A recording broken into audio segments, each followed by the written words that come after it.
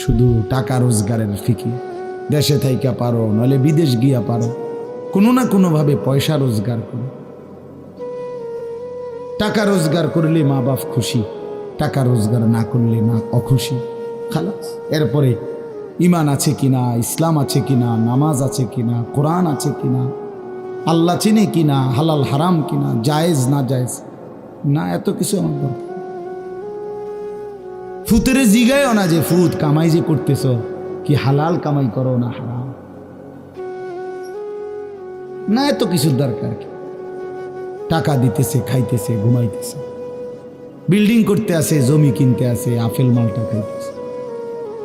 এক ছেলে আমারে নিজে বলছে, আমি সবার ব্যাপারে বলি না, এক ছেলে আমারে নিজে বলছে, হুজুর আমি একটা দেশের নাম বলছে, যেই দেশে আমার কর্মটা ছিল, চলে আসছে ওই দেশ থেকে।